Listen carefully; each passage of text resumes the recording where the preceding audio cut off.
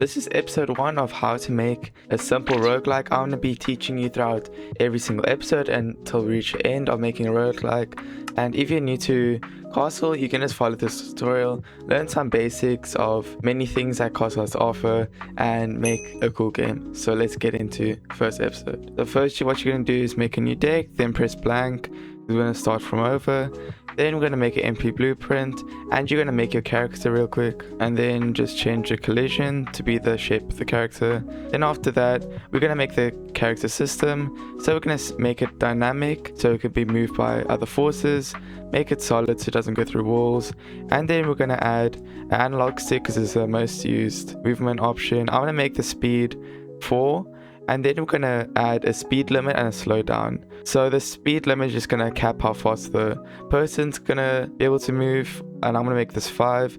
And then the slowdown, I want to make it 10. This is when the character or the user stops moving the joystick, the character's going to slow down. And then we're going to enable the slowdown. So then we go in the logic. We can say when analog stick begins on this, it's going to disable the slowdown. So the character isn't getting slowed down while they're trying to move. And then we're going to make a new one and say when analog stick ends on this, it's going to enable the behavior what is slowdown. So I'm just going to change the size as well, make it 2, and I'm going to add another logic to make it move in or face the direction that it's moving in. So we're going to say when created, it's going to repeat in seconds, and we're going to make it as often as we can. And then we're going to say face in direction of motion, 100% in its direction of motion. This just makes it so it's always looking where it's going. So we place it down now and we press play. We can move with the character, and when we start moving the joystick, okay, you don't say touch ends on this, you say when analog 6 ends on this, my bad. But if we place this again and we let go, the character will slowly slow down. So now you have some character made. I'm just going to increase the speed real quick, and I'm going to decrease the size. So I'm going to make it 1.5, and I'm going to make the speed limit to 7 and the analog stick speed to 6. Now the character can move faster, and you kind of have a basic character system here. If you replace the character, it will make the size. Now we're going to make a camera system to follow the character. So on the character, we're going to add the tag character or any tag you want to. We just need a tag because the camera needs to look for something to follow. So we're going to say character. Then we're going to make the camera now. You can take an empty blueprint. You don't have to put anything on it. I'm just gonna make it like a little camera symbol. So there's my interesting camera. And now on the camera, we're just gonna say when it's created, it's gonna modify the property. But before we do this, we're gonna make it dynamic. And on the camera, we're just gonna add the tag camera for further use. So now on the character, we're gonna say it's gonna modify the X velocity, and this is gonna be, if you scroll down, you're gonna say it's gonna be multiplied, and at the bottom here for the right operand, we're gonna say it's gonna be a valuable variable. You can make this a constant number or just like a normal number, but we're gonna be doing this. I'll show you why in a few seconds. We're gonna say active variable, and let's name this variable track. And then we're gonna click on the Persian icon again here at the top, and we're gonna make this subtract now. So what we're gonna do is we're gonna do the left operand and make it the value of a behavior property of the X position of the closest actor with the tag character, and then we're gonna say that minus the behavior property of the X position of myself, what is going to be the camera.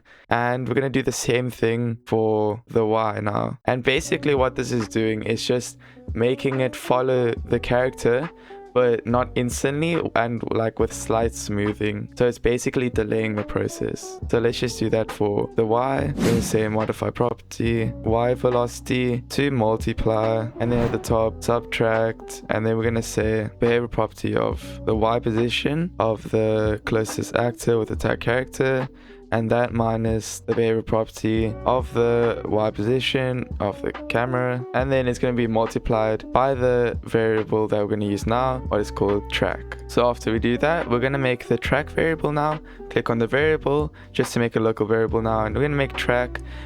For now, I'm going to make it 3, and then we're going to go back on the logic and say above all this, it's going to repeat every n seconds, and we're going to make this as fast as it can. And to finish this off, we're going to say when it's created, we're going to follow this with the camera because this is going to be slowly going towards the character, and we follow this with camera and we make this not visible, it's gonna make the effect of it slowly focusing on the character. To make sure this works, we're also gonna get a wall just temporarily to show you that the character is moving with the camera. So now, as you can see, when we move the camera, it follows the character, but it has slight delay and works pretty smoothly.